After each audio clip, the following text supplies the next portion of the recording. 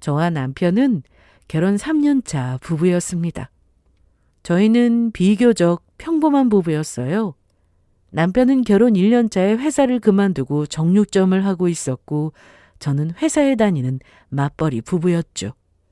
잘 사는 것도 그렇다고 못 사는 것도 아닌 그런 평범한 부부요. 시댁과 친정도 마찬가지였습니다. 아주 굳이 따지자면 시댁에 조금 더 힘든 상황이었죠.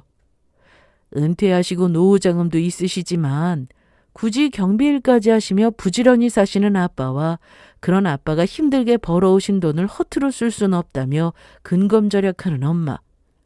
그렇다 보니 친정에는 제 도움이 없으면 힘들진 않았습니다. 하지만 시댁은 조금 달랐어요.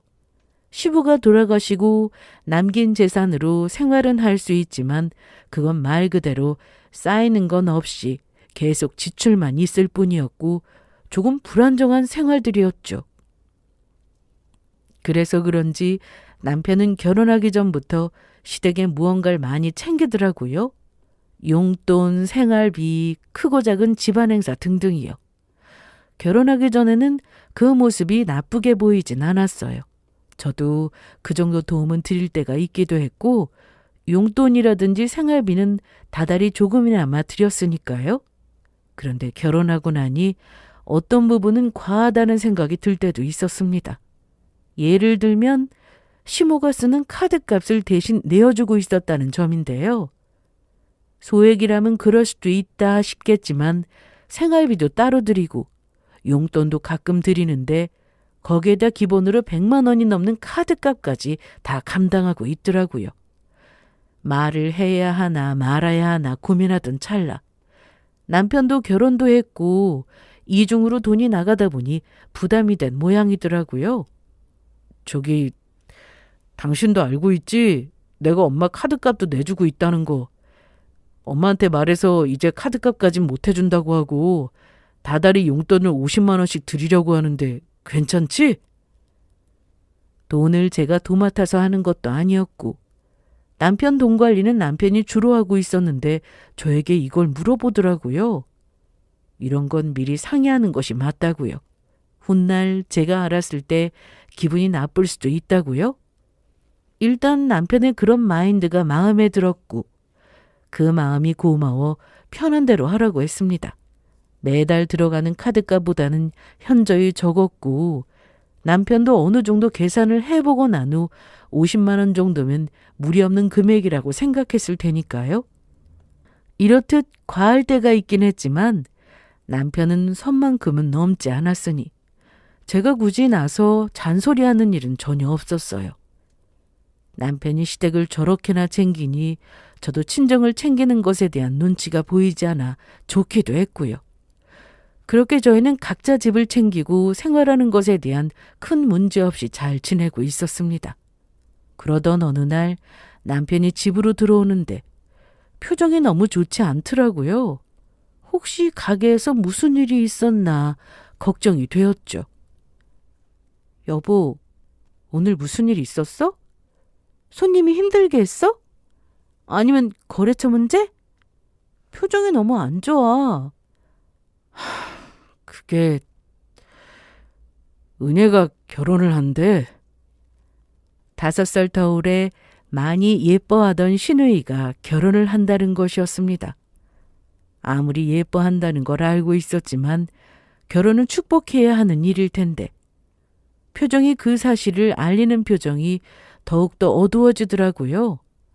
서운함, 질투 등 그런 감정의 어두움이 아니었죠.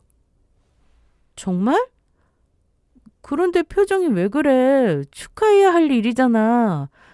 아가씨 나이가 많이 어린 것도 아니고 27살이면 이르긴 해도 결혼해도 되지. 나도 잘 알지. 나도 좋지. 제짝 만나서 결혼한다는데. 그런데 문제는 돈이 없다는 거야, 돈이. 그때서야 남편의 심정이 이해가 되었습니다.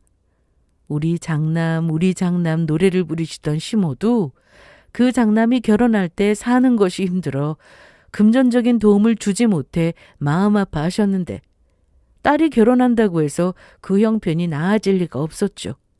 그렇다고 해서 신우이가 모아둔 돈이 있는 것도 아니었어요.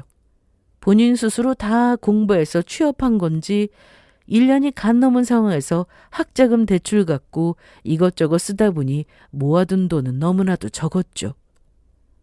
상대방 집에서 집을 사준다나 봐. 우리랑 나이가 비슷한데 모아둔 돈도 조금 있고 부모님이 나머지는 도와주시기로 했다고.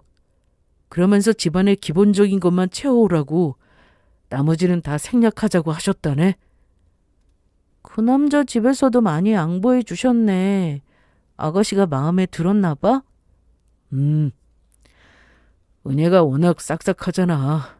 뭐든 열심히 하고 은혜는 자기가 어떻게 해서든 다 마련하면 된다고 자기가 다른 건 몰라도 성실하지 않냐면서 빚 따위 결혼해서 금방 갚을 수 있다고 하는데 마음이 너무 안 좋았어.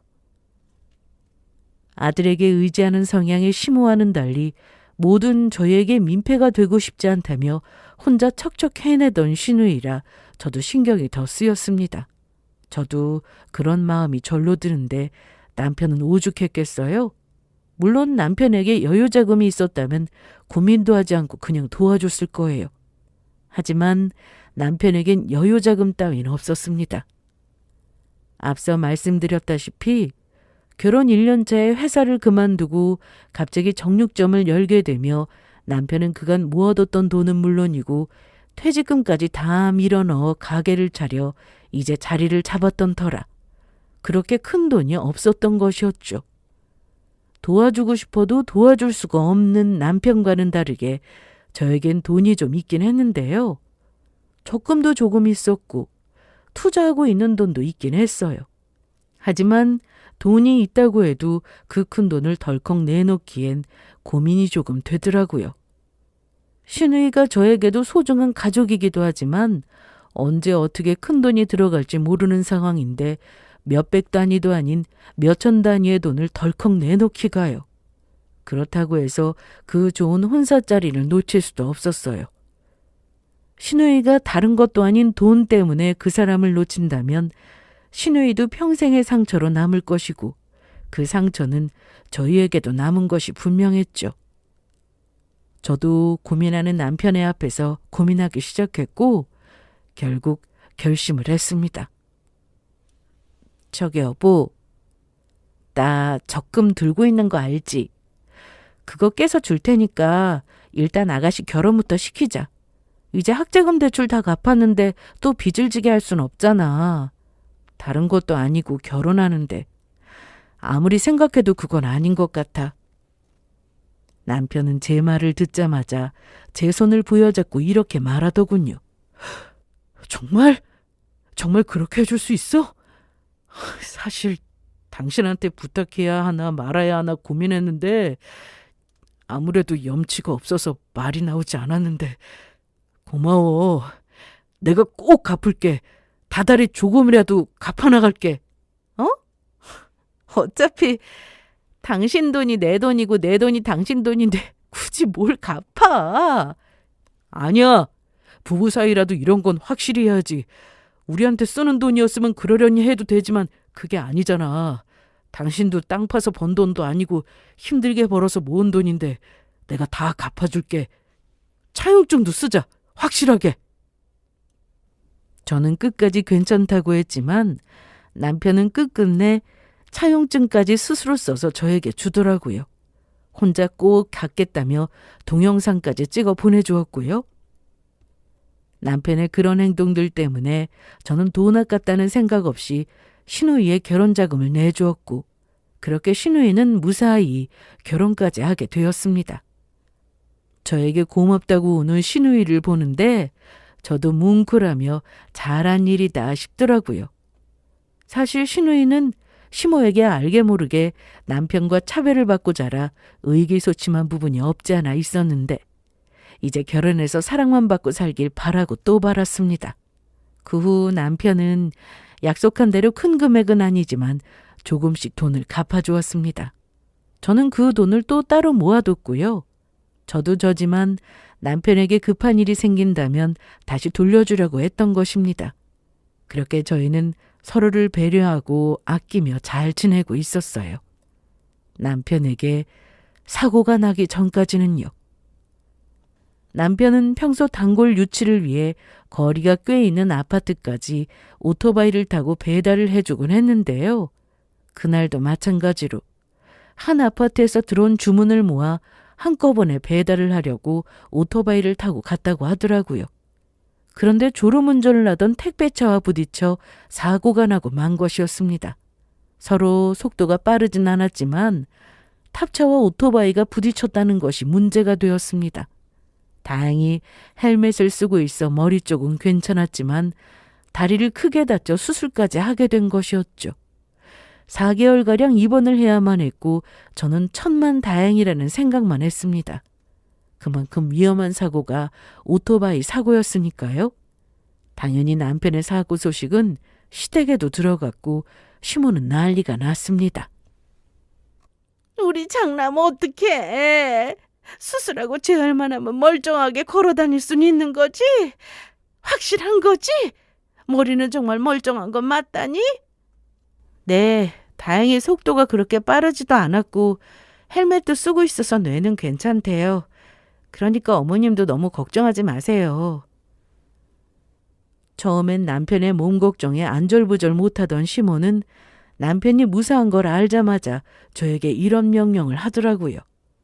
그러면 앞으로 우리 아들 가게는 어떻게 하니? 다 나을 때까진 닫는다고 해놨어요. 따로 맡아서 운영해 주실 분도 없어서요. 그러면 안 되지. 단골 가게 다 뺏기면 어떡해? 그냥 네가 퇴근하고 가서 문 열어. 낮에는 네가 전화나 문자로 주문받는다고 하고 밤에 배달해주면 되잖아. 가게 문을 오래 닫으면 손해가 이만저만이 아니라는 거 저도 압니다. 하지만 정육점이라는 게 아무나 문만 열면 할 수 있는 것이 아니잖아요.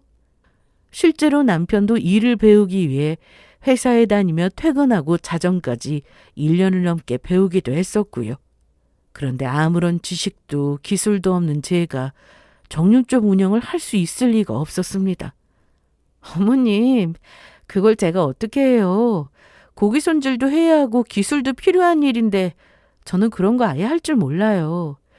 혹시나 재고 때문에 걱정이라면 미리 주문해 놓았던 물건들은 다른 사장님께서 저희 사정 알고 다 처분해 주셔서 재고도 없어요. 손해가 크더라도 지금은 그냥 문 닫는 게 좋을 것 같아요. 저는 현실적인 이유를 말해주며 시모가 납득할 수 있도록 잘 설명해 주었습니다. 하지만 시모는 귀를 아예 막아버린 사람처럼 저에게 같은 말만 반복하더라고요. 화까지 내면서요. 그냥 고기 덩어리 칼로 자르면 되는 일인데 그게 뭐가 어렵다고 못한다고 하는 거야? 거기 보니까 고기 잘라주는 기계도 있더구만. 그냥 나가서 문이라도 열어. 그쯤 되니 저도 기분이 상하더라고요. 남편도 그 기계들은 너무 위험하다고 전기선이 꽂혀 있을 땐 아예 가까이도 가지 못하게 하는 것들인데 그걸 저에게 작동을 시키라니요. 그 기계가 그만큼 위험한 기계라는 걸 시모도 모르지 않았습니다. 저만큼이나 남편의 가게에 시모도 자주 갔고 그때마다 강조 또 강조하는 것을 저도 봤으니까요. 그러니 시모도 위험성에 대해 몰랐을 리도 없었습니다. 시모는 그저 제 생각은 아예 하지 않았던 것이었죠. 어머님, 절단기계가 얼마나 위험한지 잘 아시잖아요.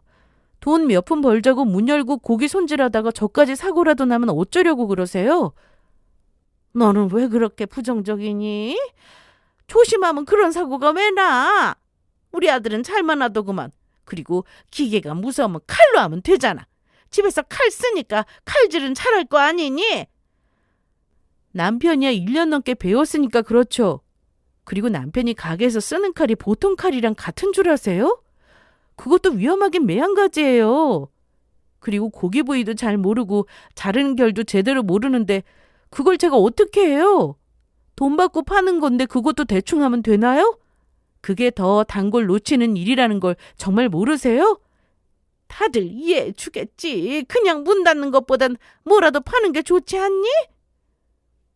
시모는 끝까지 본인 말이 다 맞다며 본인 주장만 내세웠고 저는 더 기분이 상하고 싶지 않아 전화를 끊기로 했습니다. 아니요. 전혀 좋지 않은 선택 같아요. 저는 그냥 제가 하는 일 열심히 하면서 남편 병간호 할 거니까 어머님도 그렇게 알고 계세요.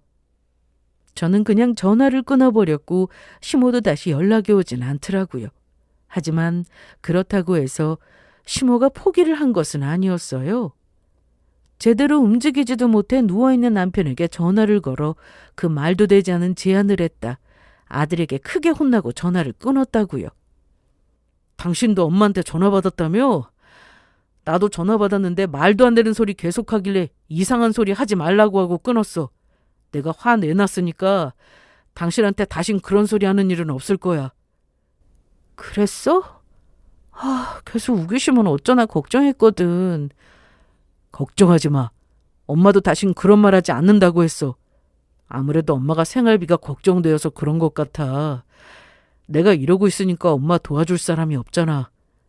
은혜도 자기 살기 바쁘고 엄마랑 살가운 사이도 아니니까. 하여튼 엄마도 걱정이 많아서 그랬던 거니까 당신도 그런가 보다 하고 잊어. 다신 그런 일 없을 거니까. 남편은 저를 다독여 주었고 저도 남편의 말처럼 기분 나빴던 일과 감정을 잊으려 노력하며 지냈습니다. 그렇게 시간이 흐르는 동안 저는 아주 바쁘게 지냈어요. 회사와 병원을 오가는 생활이 시작되었던 것이었죠. 야근해야 하는 일이 있다면 도맡아 가면서요. 남편이 입원을 하기 시작하니 생활에 구멍이 생기기 시작했고 그걸 메우기 위해 제가 더 열심히 할 수밖에 없는 상황이었습니다. 남편도 제가 고생하는 걸 잘 알고 있기에 처음엔 미안해하기도 하고 고마워하기도 하더라고요. 힘들지? 내가 조심했어야 했는데 괜히 나 때문에 이런 고생까지 시켜서 미안해. 아니야. 당신이 사고 나고 싶어서 난 것도 아니고 말 그대로 사고인데 당신이 뭐가 미안해? 당신은 그저 몸조리만 잘하고 잘 나아서 무사히 퇴원만 해. 알겠지? 당신은 참 마음도 넓어. 무조건 내 편이고 웬만하면 화내는 일도 없고 내가 참 복이 많아. 당신 같은 아내도 없고 말이야. 당신 말대로 내가 빨리 완쾌해서 호강시켜 줄 테니까 조금만 고생해. 회사와 병원을 오가는 힘든 순간에 이런 말들이 저에겐 큰 힘이 되었습니다. 그랬기에 힘들지만 기쁜 마음으로 병원을 오가고 있었죠.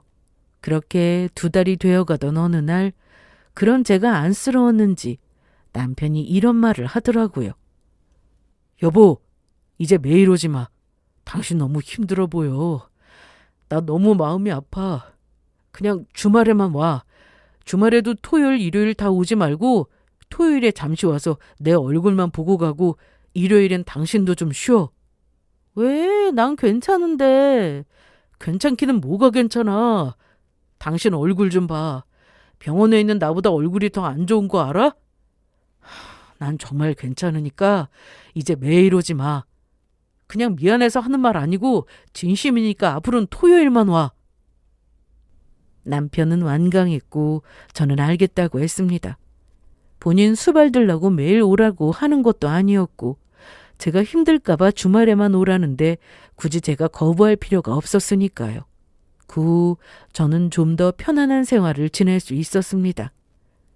평일엔 거의 야근까지 하며 바쁘게 지냈고 집으로 돌아가면 쓰러지듯 잠이 들었죠.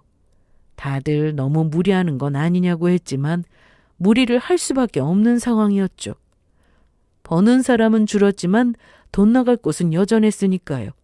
거기에다 남편의 가게 월세까지 다 내야 했으니까요.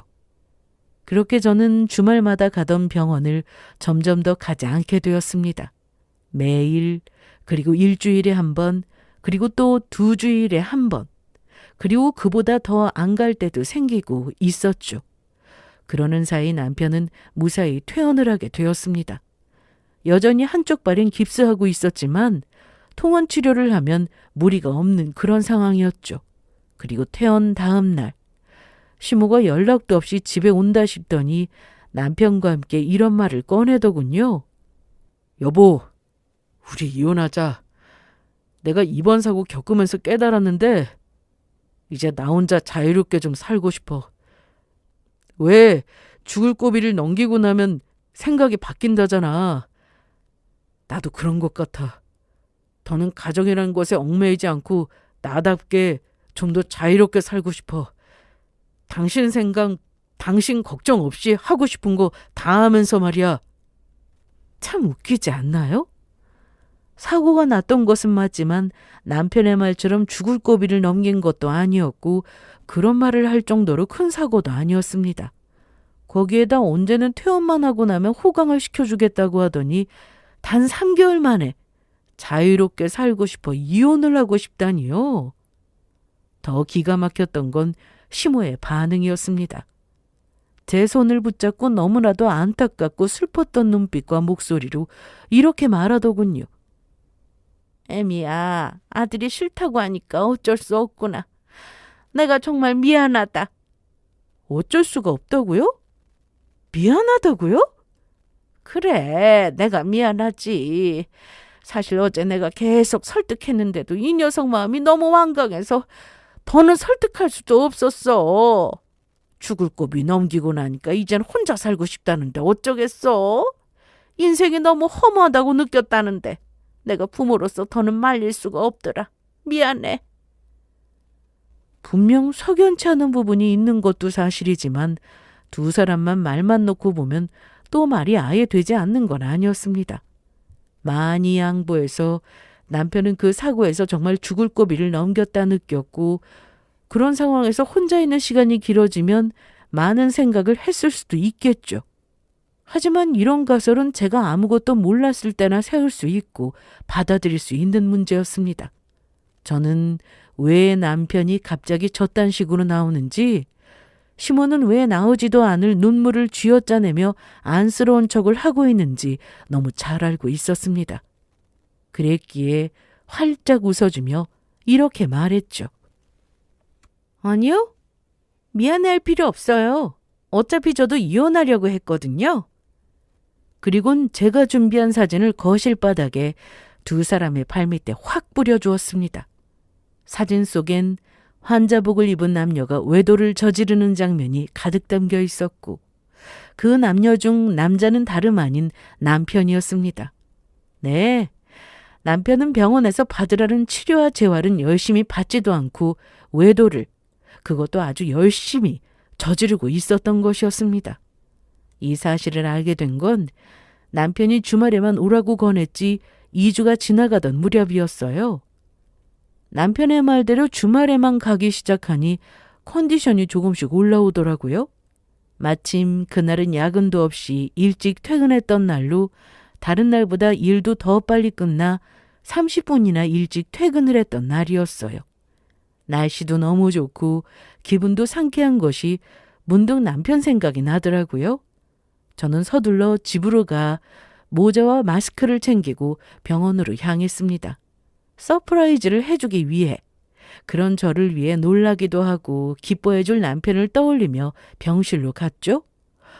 그런데 남편의 자리에 웬 여자가 누워 잠을 자고 있더라고요. 다시 병실 문 앞에 적힌 이름을 확인해 봐도 그 자리는 남편의 자리가 맞았습니다. 이상하긴 했지만 일단 남편을 찾는 것이 우선이었어요. 발걸음을 옮기려는 순간 병실에 나오던 다른 나이 많은 환자분이 혼잣말로 이렇게 말하더라고요. 하여튼 말세다 말세야. 병간호해주는 마누라도 있는데 어떻게 병원에서 바람이 날 수가 있어. 몸 고치러 왔으면 몸이나 고치고 갈 것이지 여기서 뭐하는 짓인지. 그 순간 그 남자분이 하는 말이 남편을 향하는 말이란 걸 단박에 알 수 있었습니다. 저는 혹시나 하는 마음에 모자를 더 깊이 눌러 쓰고 마스크로 얼굴을 더 단단히 덮었어요. 그리곤 눈에 띄지 않는 곳에서 남편이 돌아오길 기다렸습니다. 기다리던 남편은 복도 끝에서 나타났고 병실로 들어간다 싶더니 이내 상간녀와 함께 병실을 나오더라고요. 조용히 두 사람을 따라갔고 두 사람이 향한 곳은 병원 옥상에 있는 쉼터 같은 곳이었습니다. 그곳에 나란히 자리를 잡고 앉은 두 사람은 연인의 모습을 하고 다정하게 대화를 나누더라고요. 오빠, 정육점 한다고 했지? 장사는 잘 돼? 어디에 있어? 장사 당연히 잘 되지. 대단지 아파트가 모여있는 곳이라 잘 돼. 주변에 학교가 있기도 해서 학부모가 특히 많지. 요즘 학부모들 알지? 애한테 뭐든 좋은 거 먹이려고 하는 거. 거기에다 우리 정육점이 주변에 소문이 잘 나서 거의 내가 독점이야, 독점. 정말? 돈 많이 벌겠네. 당연하지. 내가 지금 여기 이러고 있으면 손해가 얼마나 큰지 너 알면 기절할 정도라고나 할까? 하여튼 여기서 나가기만 하면 내가 맛있는 거 다 사줄게. 나는 먹는 것보단 쇼핑을 더 좋아하는데. 그러면 쇼핑하러 가면 되지. 대원에서도 당장 일 시작하는 것도 아니니까 그때 가자. 알겠지?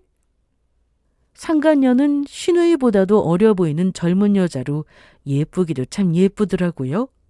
보아하니 두 사람은 비슷한 시기에 입원을 하게 되었고 둘 다 나란히 다리를 다쳐 재활을 받는 듯 했습니다.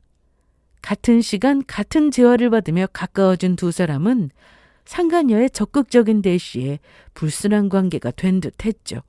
젊고 예쁜 여자가 결혼까지 한 유부남이 좋다고 다가올 땐 덮어놓고 의심부터 해야 할 텐데 멍청한 건지 본인에 대한 자신감이 넘쳐서인지 그 마음을 정말 완전한 호감으로 받아들이고 그 눈에 하트가 가득하더군요.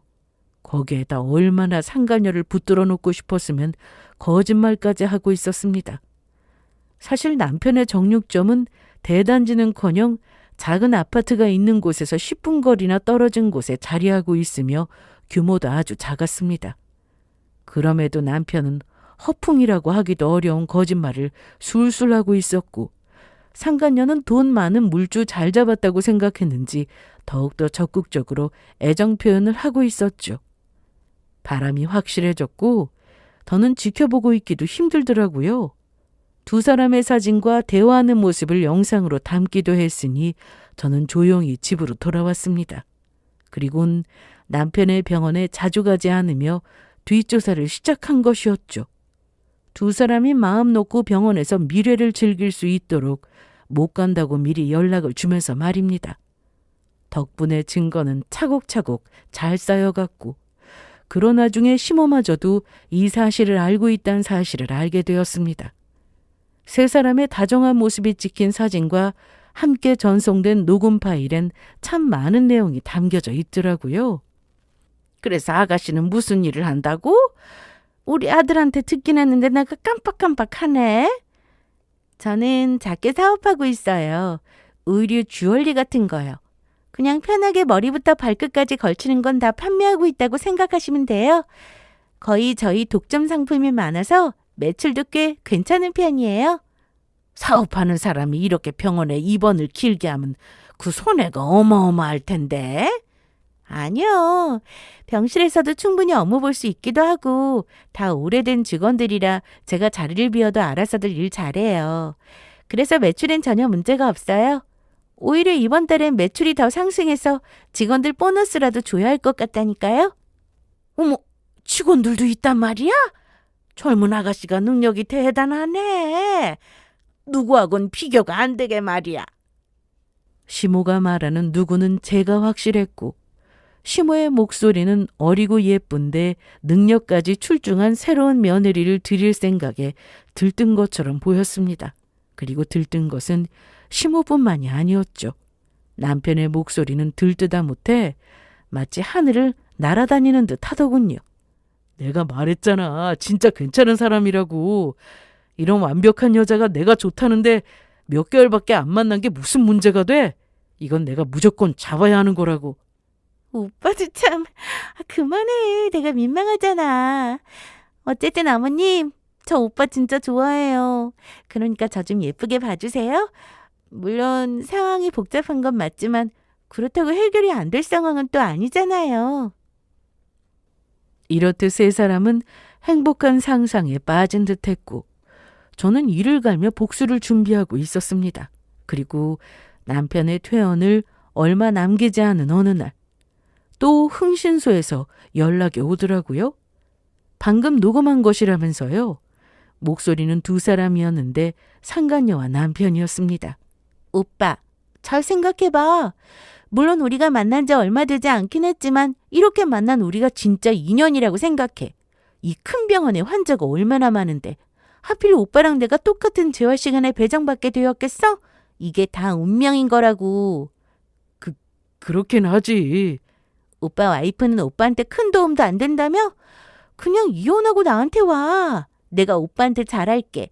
나 사업수단 좋은 거 알지? 오빠는 돈만 벌어다 나한테 주면 돼. 그러면 내가 그 돈 잘 불려줄 테니까. 아무래도 오빠가 도식남이라고 하면 우리 부모님 반대도 있을 테니까 일단 돈부터 불려서 재산으로 밀어붙이면 우리 부모님도 별 말씀 못 하실걸? 상간녀는 이혼만 하면 모든 걸 본인이 다 해결할 테니 얼른 이혼만 하고 모든 재산을 본인에게 넘기라고 헛소리를 하고 있었고, 멍청한 남편은 거기에 또 홀딱 넘어가 혼전 동거를 입에 올리며 상간녀라는 늪에 점점 빠져들고 있었습니다. 그렇게 저는 모든 사실을 알고 있었고 남편이 이렇게 이혼 통보를 하게 될 것이라는 것조차 알고 있었던 것이었습니다. 시모의 눈물이 가짜라는 것까지 모조리 다하여 다시 현실로 돌아와 제가 모든 사실을 다 알고 있다는 사실을 알게 된 두 사람의 얼굴은 사색이 되어버리더군요. 합의 이혼으로 편안히 끝을 내려고 했는데 그 꿈은 완전 망친 것이나 마찬가지였으니까요. 그리고 저는 두 사람의 낯빛을 더 사색으로 만들어버릴 종이를 꺼내기 시작했습니다. 그 시작은 남편이 직접 쓴 차용증이었고 그 다음은 남편이 입원 중이던 기간 동안 제가 남편 대신에 시모에게 줬던 생활비 내역, 그리고 그걸 또 다 갚겠다고 고맙다고 문자를 보내온 내용 등이었습니다. 내가 알아봤는데 아가씨 시집 보낼 때 내가 준 돈은 차용증이 있으니까 당연히 다 돌려줘야 하고, 네가 입원해 있는 동안 내가 너희 집에 준 생활비랑 너 대신 낸 월세도 네가 갚는다고 했으니까 다 갚아야 한대. 그건 증여가 아니라 부채가 된다고 하니까. 그러니 한 푼도 빼놓지 말고 다 갚아. 그게 무슨 말도 안 되는 소리야. 네 입장에선 말이 안 될 수는 있어도 법으로 하면 다 말이 된다고 하니까. 너도 변호사 선임해서 잘 알아봐. 참고로 이게 끝이 아니라 시작이라는 것도 알아두고 말이야. 이미 상간녀 소송 준비도 끝냈으니 그 소소하게 사업한다는 여자한테도 좀 전해줘. 상간녀 소송까지 하려고? 꼭 그렇게까지 해야 해? 그걸 말이라고 하니? 지금 내 생각 같아선 그 여자 찾아가서 직접 소장 던져주고 싶은데 그 여자 얼굴 보는 순간 사고 칠 것 같아서 참는 거야. 그러니까 가까스로 참고 있는 사람 더 자극하지 말고 시키는 대로나 해. 제가 죽어라 우리 가정과 시댁을 책임지는 동안 병원에서 저를 배신한 남편이었기에 저는 조금도 용서할 생각이 없었습니다. 할 수 있는 모든 걸 다 동원해 남편과 시댁을 그리고 상간녀까지 무너뜨리고야 말겠단 굳은 의지뿐이었죠. 제 뜻을 모두 전한 저는 그대로 집을 나와 친정으로 갔어요. 그곳에서 본격적인 준비를 시작했죠. 그리고 그 다음 날부터 시댁은 난리가 났다고 하더라고요. 변호사라도 만나 제가 한 말이 모두 사실이라는 절망적인 말을 듣기라도 한 것인지 전화기가 뜨거워질 정도로 끊임없이 전화가 왔고 받질 않으니 문자가 쏟아지더군요. 이러는 법이 어디 있어? 당신은 그냥 준다고 했었잖아. 그걸 내가 미안해서 그냥 조금 갚아준 거고, 원래 그냥 준다던 돈을 조금이나마 갚아줬으면 고맙다고 하고 그냥 넘겨야지. 그걸 이런 식으로 꼭 받아야겠어? 그건 우리가 계속 부부 사이일 때나 가능한 일이겠지. 네가 바람 피워서 이혼하는 마당에 내가 왜 그 돈을 준 셈 쳐야 하는데? 너는 그렇게 할 수 있을지 몰라도 나는 절대 그렇게 못하니까 돈이나 준비해. 너 진짜 이렇게까지 할 거야? 나 돈 없는 거 잘 알잖아. 전화 받아. 일단 통화 좀 하자고. 그건 네 사정이지. 내 사정이야? 알아서 해결해. 그리고 난 네 목소리 들으면 토하고 싶을 것 같아서 통화도 하기 싫거든. 이제 이런 문자도 하기 싫으니까 연락도 하지 마. 그 후 남편의 모든 연락은 받지 않았고 그러는 동안 소송은 시작되었습니다. 남편 쪽은 어떻게 해서든 돈을 주지 않으려고 난리였지만 그게 가당키나 했겠어요? 제가 빌려준 돈, 내줬던 생활비와 월세, 모조리 다 한 푼도 빼놓지 않고 다 받아냈습니다. 위자료도 다 받았고 재산분할까지 제대로 받아 제 몫은 잘 챙겨 이혼을 했죠. 상간녀 위자료도 잘 받아냈어요. 사실 가장 걱정이었던 것이 상간녀였는데 남편뿐만 아니라 시모까지도 워낙 있는 척 엄청나게 해서 그런지 상간녀는 위자료 따위 아깝지 않다는 듯 돈을 주더라고요. 이까지 푼돈 줄 테니까 우리 오빠한테 깔끔하게 떨어져요. 다신 연락할 생각도 하지 말고 우리 좋았던 시절 이딴 말로 우리 오빠 흔들 생각도 말고. 너무 웃겨 대꾸도 해주지 않았네요. 그렇게 이혼 판정을 받고 모든 것을 다 챙긴 저는 마지막으로 전 남편을 만나던 날 아끼고 아껴두었던 마지막 발언을 해주었습니다. 아, 내가 마지막으로 알려줄 사실이 있는데 저 여자 말이야. 무슨 사업하는 줄 알고는 있어? 당연히 알지. 의류, 신발, 가방 다 하잖아. 아니야. 예쁜 옷 입고 예쁜 신발 신고 예쁜 가방 들고 남자들 꼬시는 사업을 하고 있어. 일명 꽃뱀 사업이지. 네, 상간녀는 본인의 말처럼 성공한 사업가가 아니었습니다. 제 예상대로 돈 좀 있어 보이는 남자들에게 접근해 큰 돈은 아니고 적당히 돈을 뜯어내고 이별하길 반복하는 여자였습니다. 피해자가 한둘이 아닐 뿐이었지만 소액이었던 터라 신고하는 사람도 없었고 전 남편과 만나면서도 여러 남자를 만나고 있었더라고요. 무슨 말도 안 되는 소리야. 분명 나한테 의료 사업한다고 직원도 있다고 했다고. 너도 쥐구멍만한 정육점 하면서 거짓말했었잖아. 집안도 쥐뿔도 못 살면서 잘 산다고 거짓말하기도 했고. 너는 그렇게 하나부터 열까지 다 거짓말해놓고 저 여자는 아니라고 확신한 거야? 잘 들어. 다 거짓말이야. 모조리 다. 아니야. 그럴 리가 없어. 절대 그럴 리가 없다고. 전 남편은 제 말을 믿을 수 없다는 듯 발악했고 저는 그 앞에 상간녀의 병실에 여러 남자가 오가는 모습을 찍은 사진을 던져주었죠. 전 남편은 그 사진들을 한 장씩 주워보며 점점 절망에 빠졌고 전시모는 딱 한 장의 사진을 확인함과 동시에 상간녀에게 돌진해서 마구잡이로 손을 휘두르기 시작했습니다. 이런 사기꾼 같은 것이 어딘 내 아들의 인생을 망쳐놔. 이거 어떻게 할 거야? 이제 이혼도 다 했는데 이젠 어떻게 할 거야? 전시모는 인정사정 볼 것도 없다는 듯 굴었고 상간녀는 그 와중에도 입이 살아 쉴 새 없이 맞대응하고 있었습니다. 이 아줌마가 미쳤나? 감히 누구 얼굴에 손을 대는 거야? 그리고 나만 사기를 쳤어요? 그러머니 그쪽도 만만치 않던데.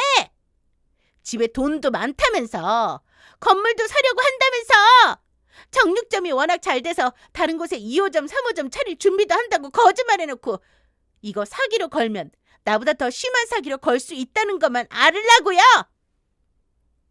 아니 이것이 그래도 정신을 못 차리고. 이리 와! 너 당장 경찰서에 가. 당장 가자고. 그래 가요 가. 누구 죄가 더 큰지 보자고. 난 처녀고 아줌마 아들은 유부남이었는데 누가 누굴 꼬셨는지 누구 손해가 더 큰지 한번 밝혀내 보자고요. 그래 가. 당장 가. 경찰서에 데려다 놔야 네가 그 입을 다물지. 내가 무슨 일이 있어도 우리 아들 돈 다 받아내고 너 콩밥 먹일 테니까. 그래요. 내가 콩밥 먹을지 두고 보자고요. 참고로 아줌마도 거짓말한 거 알죠? 그리고 지금 나 이렇게 때린 것까지 고소할 거니까 그런 줄 알라고요. 두 사람 다 지은 죄가 있으니 진짜 경찰서는 가지도 못하고 고함만 지르더라고요. 한쪽에서 이렇듯 난장판이 났고 좌절만 하던 전 남편은 제가 자리를 떠나려고 하자 제 발목을 잡고 빌기 시작했습니다. 저기 이대로 갈 거야? 이대로 가면 나는 어떻게 해? 어떻게 하긴 어떻게 해. 알아서 잘 살아야지. 나한테 뭘 바라는 건데? 이혼까지 한마당에. 아니, 내가 속아서 이런 상황이 되었다는 거 당신도 알았잖아.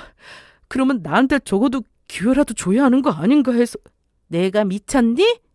너한테 기회 따위 줄 거였으면 이혼을 할 게 아니라 이런 사실을 먼저 알려주고 저 여자만 고소고발했겠지. 난 너한테 그 천금과 같은 기회를 주고 싶지도 않아. 그러니까 괜한 기대하지 말고 네 인생 네가 알아서 해. 그러지 말고 나 좀 도와줘. 나 진짜 돈 없어서 가게 좀 팔아야 하고 가진 것도 없단 말이야. 저 여자만 믿고 이혼부터 다 한 건데 이제 나 어떡해. 정신이 아예 나가버린 전 남편은 저를 붙잡으며 하소연까지 하기 시작했고, 저는 그런 전 남편을 시원하게 걷어차주며 이렇게 말했습니다. 야, 정신 차려. 내가 네 변호사라도 되는 줄 알아? 하소연이 하고 싶으면 네 엄마한테 하고 상담이 필요하면 변호사를 선임해. 난 이제 너랑 아무런 상관도 없는 사람이니까. 저는 그대로 돌아왔고 그 후 전 시댁에선 곡소리가 나기 시작하더군요. 전 남편이 말한 대로 전 재산을 투자해서 마련했던 가게는 팔아서 저에게 각종 위자료를 주었고 빚을 청산하는 데 썼다고 하더라고요. 그럼에도 남은 빚이 많아 빚더미에 앉았다고요.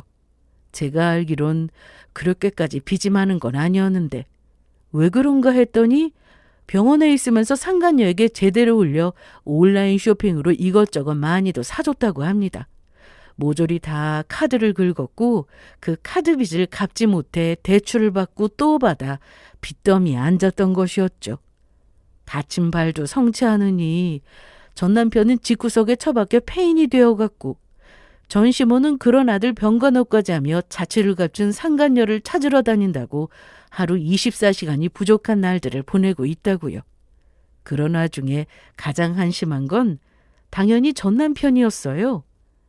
상간녀가 상습적으로 남자를 죽여서 먹고 살았다는 것도 알게 되었고 본인도 그렇게 당해놓고도 상간녀를 기다리고 있다고 하더라고요.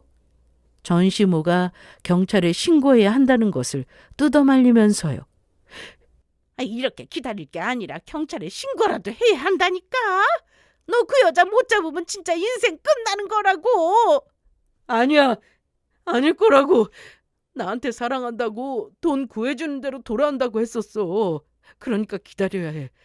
진짜 사랑한 사람은 나뿐이라고 했는데 내가 경찰에 신고하면 내가 배신했다고 생각하고 안 돌아올 거 아니야. 엄마도 그만 찾아다니고 가만히 있어 제발. 이 녀석아, 진짜 어쩌려고 그래.